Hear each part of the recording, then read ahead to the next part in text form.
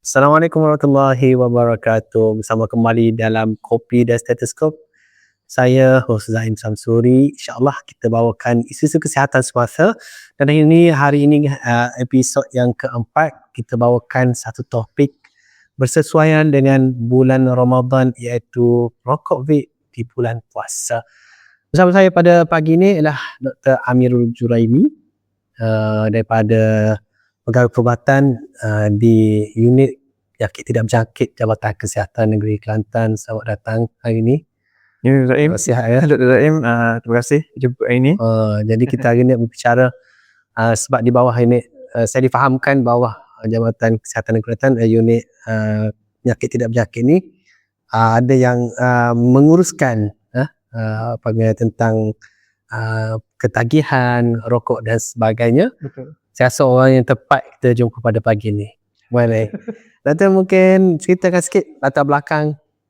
Okey, baik. Terima kasih Dr. Zaim. Kita kecek luar. Sila kecek lah ni.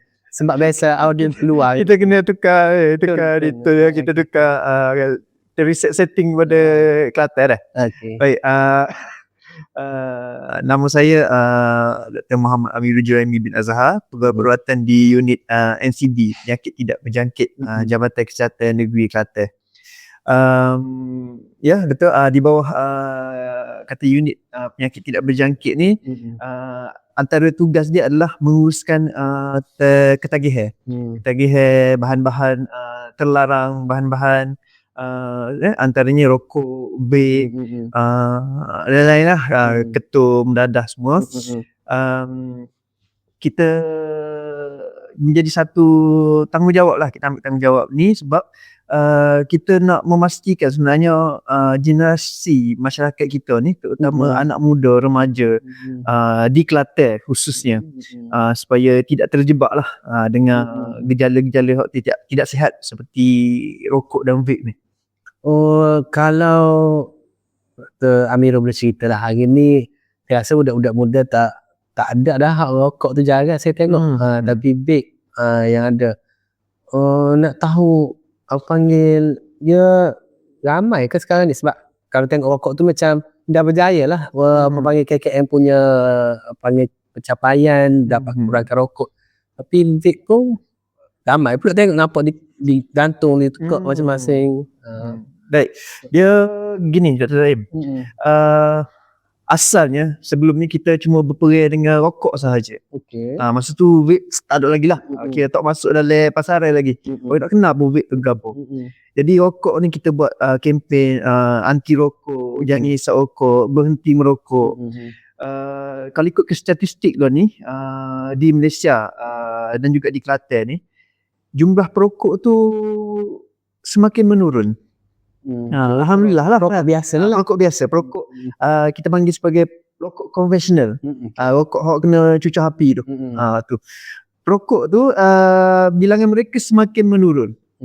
Sebab apa? Sebab kebanyakan dah ni orang-orang dewasa ataupun orang tua lah, hok masih lagi ngisap rokok ni.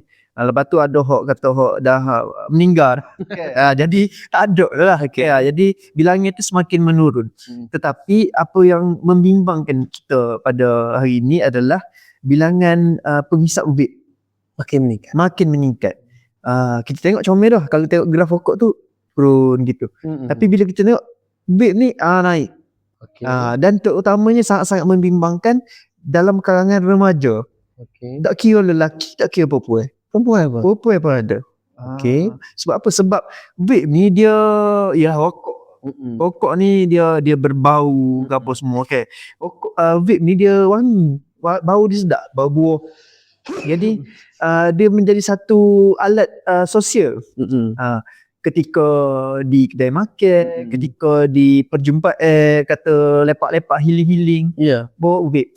Dan macam nampak dia tak nampak lah macam kalau orang tengok tu tak nampak macam kalau nampak rokok tu akan keri rokok lah. Tapi kalau nampak vape tu okey ataupun bentuk dia tu tidak lah. Betul. Jadi tu sebenarnya antara taktik syarikat vape tu. Dia design reka bentuk vape tu supaya kata mudah diterima. Terutamanya kata mesra lebih kepada design ataupun reka bentuk yang menarik perhatian kanak-kanak dan juga remaja. Jadi design dia comel, canggih kan. Tok macam rokok lah, lain lah sebuah rokok tu. Jadi ramai lah maknanya yang dari segi statistik di peringkat Di Kelantan sendiri pun semakin meningkat rokok dan juga vape berbanding dengan rokok. Rokok ni memang kurang banyak dah. Saya pernah dengar dululah ataupun bukan dengar lah, tengok orang kata yelah self claim ke macam mana, ada yang promosi dan sebagainya, kata vape ni boleh jadi pengganti rokok. Sebab yalah dia kata rokok tu dah teruk. Ada yang claim selepas saya isap vape ni kurang dah sesak nafas daripada saya dulu isap rokok. Macam mana sebenarnya? Okey, ni di antara kata salah faham ataupun sengaja untuk disalah fahamkan. Sebab ini adalah salah satu kata taktik daripada syarikat-syarikat ataupun industri vape ni sendiri. Dia kata gapo? Dia kata dalam rokok ni dia ada lebih kurang 400 bahan kimia. Jadi berbahayalah kepada paru-paru, kepada kesihatan ada 400 ni. Dalam vape ni sebenarnya bahaya utama dia ada 4 je. Ada 4 je. Dan dalam vape ni keempat-empat bahaya utama tu adalah yang berasal daripada tumbuhan ataupun makanan. Propylene glycol, nikotin daripada tumbuhan juga. Kemudian perasa. Perasa ni macam-macam lah. Ada strawberry, orange, anggur, cola, yogurt lah, macam-macam. Dan beza je lah kan, dua ni adalah bau.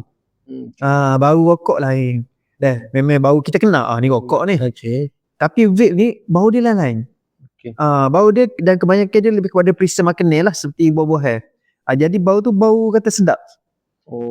Jadi sedap. Jadi taktik dia adalah dia kata vape ni tidak berbahaya berbanding dengan rokok. Jadi gunakan vape untuk kata cara untuk berhenti merokok. Tapi sebenarnya apa yang berlaku adalah mereka yang menggunakan vape ni niat asalnya kata niat dia, nawaitu dia adalah untuk berhenti merokok. Tapi akhirnya menjadi dual user. Bermaksud kedua-dua dia guna. Berhenti rokok benda tambah pula jadi isap vape. Dia jadi gitu. Dan hot saya sebut tadi bahan vape ni diperbuat daripada bahan-bahan makanan. Tetapi kita kena ingat satu benda lah. Bahan-bahan makanan ni dia sesuai untuk perut. Perut kita boleh kata proses benda tu. Tapi bila vape dijadikan dalam bentuk vape, dia masuk ke dalam paru-paru, wap air. Dan paru-paru ni kita tak ada, paru-paru kita ni tak boleh nak proses benda-benda tu walaupun benda tu adalah makanan. Bukan fungsi paru-paru lah. Paru-paru ni fungsi dia untuk sedut udara yang segar lah. Jadi tak ada kebolehan, tak ada fungsi untuk proses ataupun untuk tapis benda-benda gitu. Jadi bila masuk ke dalam paru-paru sebenarnya kesan dia lebih teruk berbanding jadi memang ada komplikasi lah.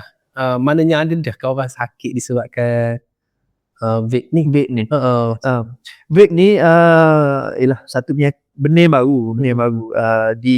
Kalau tak salah saya masuk di pasaran Malaysia ni pun dalam tahun 2015 gitu. Jadi kita tak banyak dengar lagi lah berbanding dengan rokok kan, penyakit akibat daripada rokok. Tapi daripada masa beberapa tahun vape masuk ni, banyak sebenarnya kes yang kita terima berkaitan dengan kerosakan paru-paru berpunca daripada vape. Masya Allah. Kita ada istilah kita panggil EVALI. EVALI. EVALI ni e-cigarettes and vape associated lung injury. Satu penyakit khusus. Ya, satu penyakit khusus. Sebab apa? Sebab benda baru. Bila mari benda baru, tu timbullah penyakit baru berpunca daripada benda ni. Jadi banyak kes lah dan ini menyebabkan tu ada siapa paru-paru kena tembuk kan, kita tengok ada masuk berita gapo. Dan agak membimbangkan sekarang ni vape turut dicampur dengan dadah. Okey. Bahan-bahan terlarang bukan saja lon ni biasalah apa perisa anggur, strawberry, orange tu Okey, biasa. Ada dua tambahan dia tak tambah so bahan lagi iaitu ada. kita panggil magic mushroom. Dadah lah. Okey. Dia akan buat ke penghisap weight dia jadi kaya, jadi tak khabar gitu. Jadi seronok lah, jadi seronok. Jadi ketagih tu lebih lagi berbanding yang biasa.